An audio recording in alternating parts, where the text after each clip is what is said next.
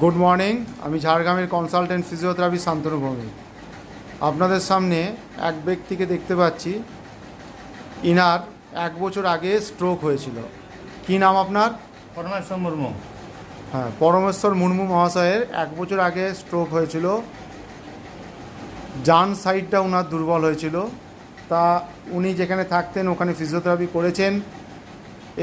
এখন বর্তমানে 1 বছর পরে আমাদের কাছে এসছেন, 3 দিন হলো। ওনার কাছ থেকে একটা রিভিউ নিব। উনি বিভিন্ন জায়গায় ফিজিওথেরাপি করে দেখেছেন এবং আমাদের কাছে করছেন। রিভিউটা ডিফারেন্সটা আমি জেনে নেব ওনার মুখ থেকেই, যে কোথায় ভালো ফিজিওথেরাপি উনি ট্রিটমেন্টটা পেয়েছেন বা পাচ্ছেন। ঠিক আছে পরমেশ্বরবাবু, এইখানে ফিজিওথেরাপি করেছেন এবং আগে অন্য জায়গায় ফিজিওথেরাপি করে দেখেছেন বিভিন্ন জায়গায়। কোথায় আপনার ফিজিওথেরাপি ট্রিটমেন্টটা মনে হচ্ছে আপনার পক্ষে ভালো, বা কোথায় আসলে মানুষরা ভালো এই চিকিৎসা পাবে? আপনার মুখ থেকে পাবলিকের কাছে শুনুন। না, এখানে দেখলাম যে অন্যান্য জায়গা থেকে এখানে খুব ভালো ট্রিটমেন্ট হয়, ফিজিওথেরাপি হয়।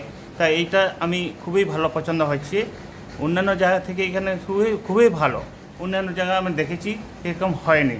বাহ, থ্যাংক ইউ, ধন্যবাদ। তাহলে শুনলেন, সবসময় ফিজিওথেরাপিস্ট যখনই করবেন একটা এক্সপিরিয়েন্স এবং কোয়ালিফাইড ফিজিওথেরাপি চিকিৎসা করায় প্রথম অবস্থাতেই ট্রিটমেন্ট করে নিলে মোটামুটি আপনি অনেক ভালো সুস্থ থাকবেন। একবার ভুল হয়ে গেলে কিন্তু স্ট্রোক পেশেন্টের ক্ষেত্রে 1 বছর পরে আর তাকে উন্নতি করাটা অনেক কষ্টদায়ক, কষ্টকর হয়ে ওঠে ফিজিওথেরাপিস্টের পক্ষে। তাই আপনাদের কাছে অনুরোধ, যেখানেই যা করুন ফিজিওথেরাপি একবার এক্সপিরিয়েন্সড ও কোয়ালিফাইড ফিজিওথেরাপিস্টের কাছেই করবেন। থ্যাংক ইউ, ধন্যবাদ।